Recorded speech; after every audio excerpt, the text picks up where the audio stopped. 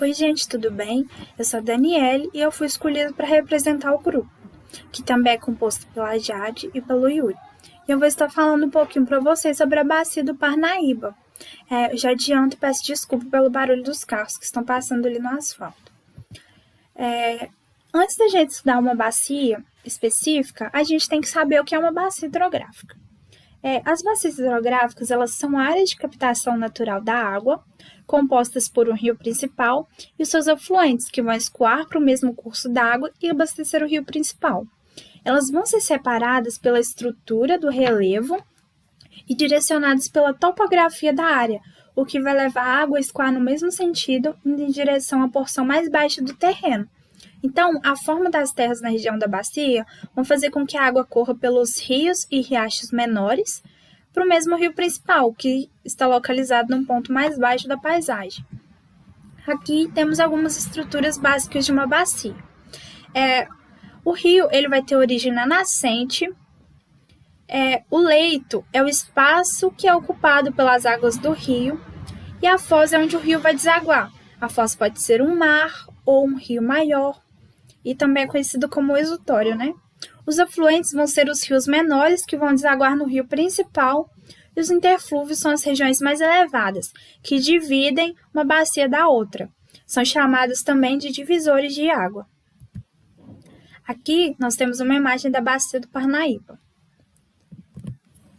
A bacia do Parnaíba ela é uma das bacias hidrográficas situadas na região Nordeste e abrange os estados do Piauí, Maranhão e trechos do Ceará.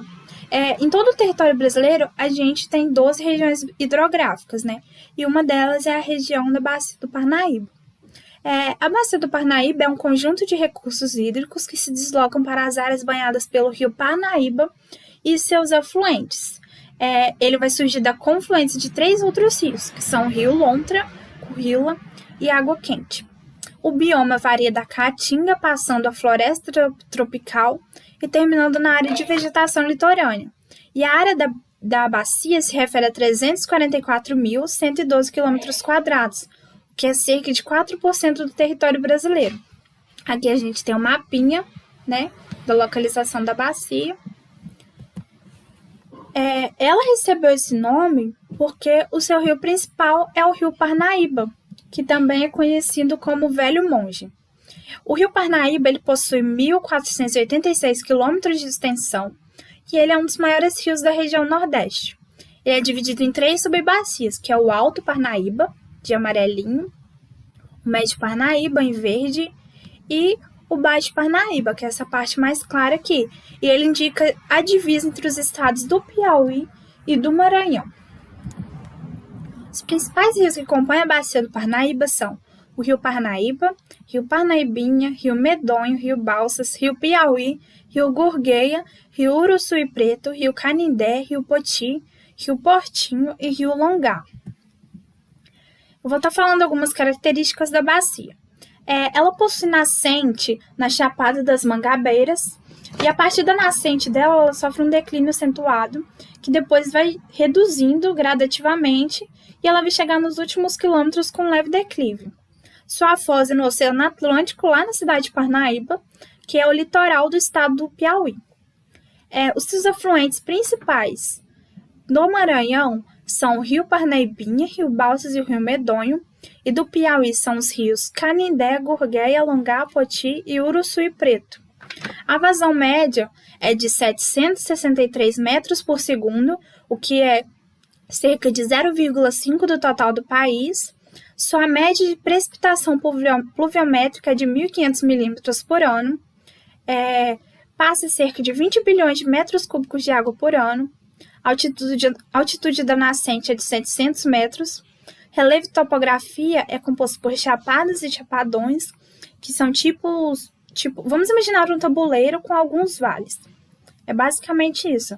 E sua geologia é uma bacia sedimentar, porque os seus rios possuem grande quantidade de sedimentos que foram depositados com o passar do tempo. Ou seja, a sua área marginal se precipita e se depositam ao fundo do rio, e à medida que esses corpos eles vão se acumulando, né, as pedras e areias, e vão sendo soterradas, elas vão sofrer um aumento de pressão e de temperatura e vão iniciar o processo de litificação, que é a transformação em pedra, e vão formar um conjunto de rochas sedimentares. Mesmo com os períodos de escassez e a diminuição do seu volume de água, ela é uma das 3 maiores bacias sedimentares do país, né? Que, junto com a bacia do Amazônia e do Paraná. Também é importante mencionar que a bacia ela possui mais de 3.000 quilômetros de rios perenes, ou seja, os rios perenes sempre têm água fluindo em seu leito. Ela também possui centenas de lagoas e metade da água do subsolo do Nordeste brasileiro, que é avaliada em aproximadamente 10 milhões de metros cúbicos por ano. E se fossem exploradas de maneira sustentável, eles poderiam acabar com o problema de falta de água. Aqui nós temos uma imagem, né, maior de onde a bacia abrange, e aqui a gente pode ver a divisa, ó, entre o Piauí e Maranhão, nessa parte aqui, e aqui do Ceará. Então a gente vê que ela pega uma pequena parte do Ceará, o Piauí inteiro e o Maranhão, um pedaço do Maranhão bem grande.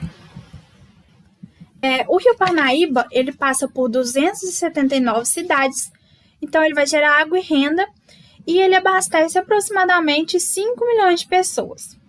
A principal área habitada pela bacia do Rio Parnaíba, bacia do Parnaíba, é a cidade de Teresina, que é a capital do estado do Piauí.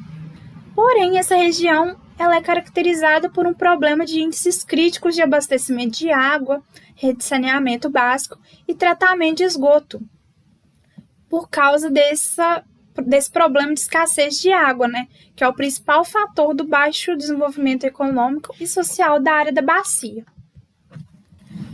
Eu vou estar falando um pouquinho sobre os principais usos, né? A água da bacia é utilizada para geração de energia.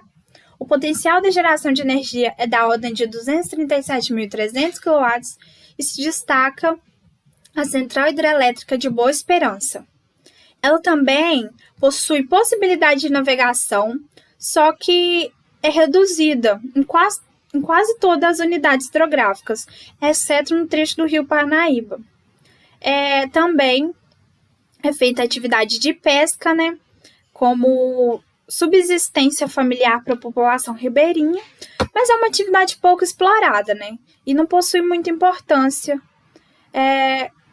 nos outros trechos, sem ser no Baixo Parnaíba, em alguns lagos daquela região. Turismo e lazer.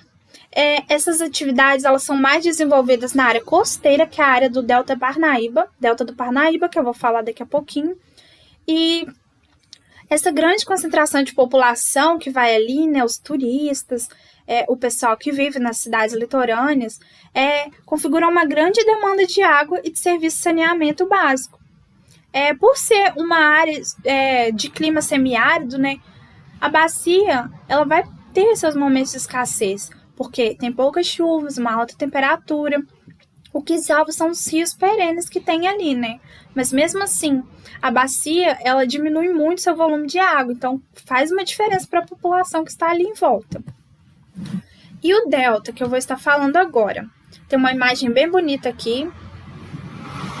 Antes do Rio Parnaíba ele desaguar no Oceano Atlântico, ele cria um delta espaçoso e recortado. Ele é o único delta em mar aberto dentre as Américas e é um dos 3 maiores do mundo. Os outros são o do Nilo, que fica no Egito, e o do Mekong, no Vietnã. A capital do delta é a cidade que possui o mesmo nome do rio, ou seja, Parnaíba, né? Que é localizada entre os estados do Maranhão e do Piauí e é considerada uma das paisagens mais belas do mundo. E no território do delta foi formada a área de proteção ambiental Delta do Parnaíba. O delta ele concentra belezas naturais que ainda são pouco exploradas, né? E supera as expectativas dos turistas. É uma das paisagens mais belas do mundo. E aqui, né, eu coloquei uma imagem da foz da bacia. Então aqui a gente pode ver, né? Aqui estão os deltas, não dá para ver muito bem, não. Mas aqui está a foz, que a gente pode ver desaguando aqui no Oceano Atlântico. E esse foi o trabalho. Espero que tenham gostado e que tenham um ótimo dia.